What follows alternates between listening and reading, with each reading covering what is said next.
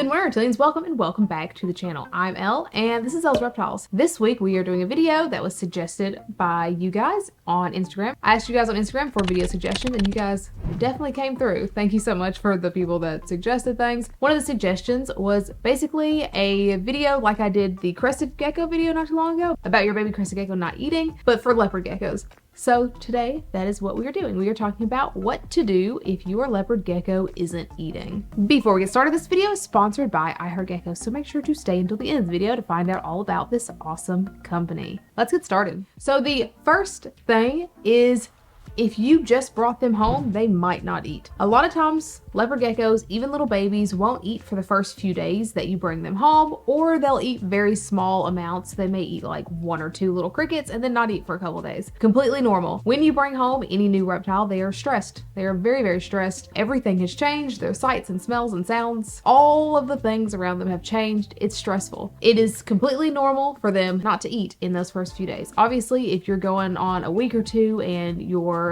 leopard gecko isn't eating, there are probably more steps that need to be taken, but in that first week you should be good as long as you're not noticing any like lethargy, rapid weight loss, their tails getting super skinny, any kind of like sores, open wounds, anything like that. They probably need to go to the vet. But if they're just kind of hiding and not wanting to come out and eat and you just got them, that can be completely normal. So if they are not eating, you can always try to change their food. Some leopard geckos don't like certain foods. All leopard geckos are different. You might have one leopard gecko that absolutely loves dubia roaches and the next one absolutely refuses them. That is completely okay. Try changing up the food. If you're feeding crickets, try dubia roaches, or vice versa, or try small silkworms or even mealworms. Just change up their food. Also, make sure that that food is live food and you're not feeding them dead worms or dead crickets. A lot of times, insectivores are not going to eat dead bugs, other than the fact that already dead bugs are nowhere near as healthy as gut-loaded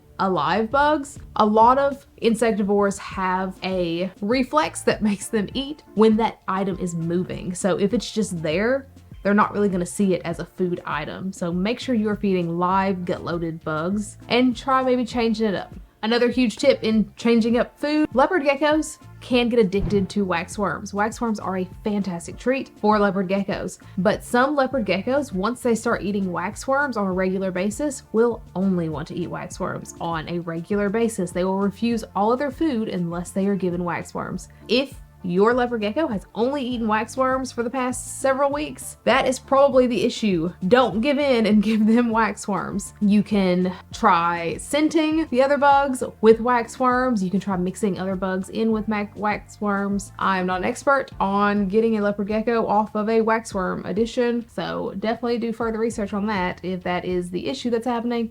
Just thought I would throw that into the section because it is very, very important.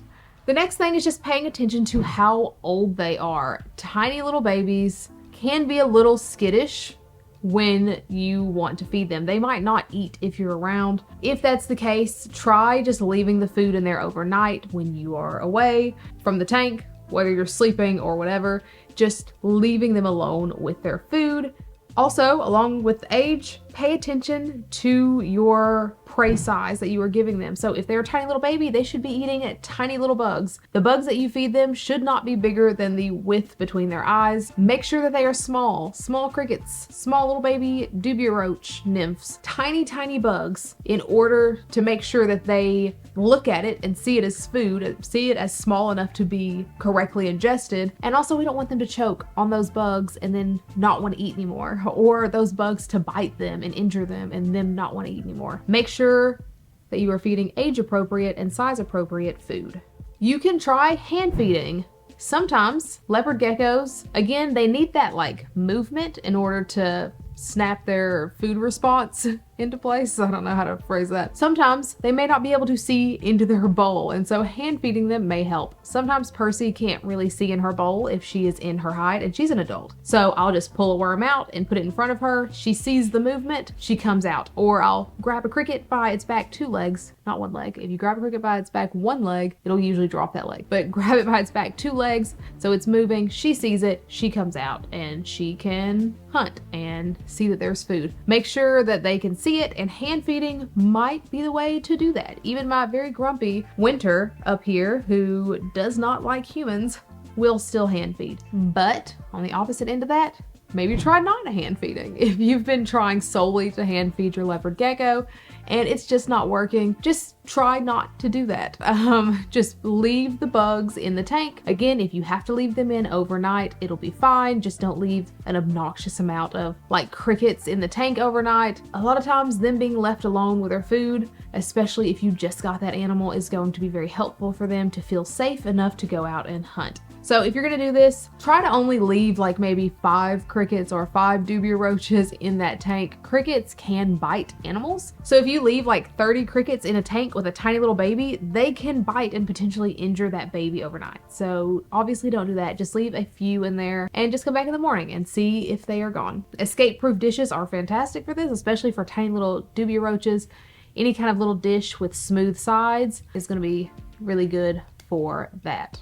And last thing we're gonna talk about is just the setup itself. A lot of the times, if your leopard gecko isn't eating, there is something off in that setup. So make sure that you are checking temperatures, you're checking humidity, make sure that they have access to fresh water, because leopard geckos very much will drink water out of a water dish and they need water. Make sure that you are measuring their heat source with a temperature gun, not an on-the-wall thermometer. The on-the-wall thermometer can be up to 40 degrees cooler than the actual basking surface. If your basking surface is too hot or too cold, or your hot hide is too hot or too cold, your animal's not gonna eat because it knows that it can't properly digest that food. Also, if you haven't already, add a UVB light to your leopard gecko's tanks. While leopard geckos only get a small amount of UVB in the wild because they are crepuscular, they do still get some, so adding UVB can not only make their appetite better, make them more apt to eat, but it also can increase their activity levels in general, so highly recommend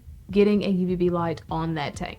And if you do notice that your leopard gecko is in its hot hide all the time, or it's on its cold side all the time, maybe adjust that temperature just a little bit. So maybe try bumping it the hot side up or down 1 or 2 degrees, and a lot of times that makes all the difference. When you look up guides online for like hot sides, cold sides, it's like a range. It's not just it should be 95 degrees Fahrenheit. There's usually a range there, and just kind of play around in that range, and a lot of times that helps. But that is it. That is all that I have for this week's video. Hopefully it was helpful if your leopard gecko isn't eating.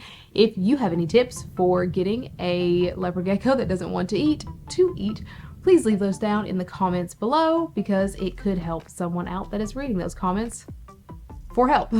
As I said at the beginning of this video is sponsored by iHeartGeckos. iHeartGeckos is a fantastic company that basically makes conversion kits so you can turn any glass tank into a front opening tank. You just take a little silicone, put it around the edge, put the conversion kit in, let it dry, let it air out, and you're good to go. You now have a very inexpensive front opening tank for whatever animal you may need it for, whether it's reptiles or amphibians or spiders or anything. They have all different sizes and they are very affordable. They're fantastic. If you do happen to order from iHeartGeckos.com, make sure to leave else reptiles in the How Did You Hear About Us box. That way they know that you guys are coming from here. Thank you so much to iHeartGeckos for continuing to sponsor these videos. If you haven't already, please feel free to follow me on my other socials and like, subscribe, and hit that bell for notifications every single time I put out a new video, which is every Sunday and some Wednesdays. This week's Instagram shout out is here, and this week's subscriber shout out is here.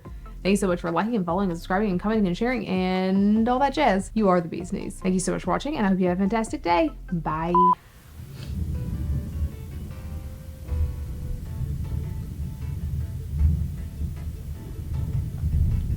Our entire state was shut down for a week last week because of all the snow and ice, and now we have a thunderstorm. The week before the state was shut down, there were tornado warnings, so that's our weather. Next, so the first tip is crickets.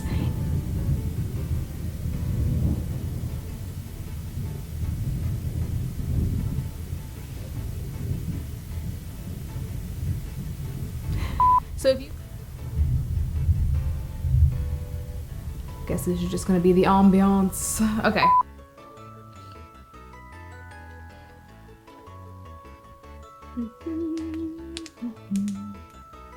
And,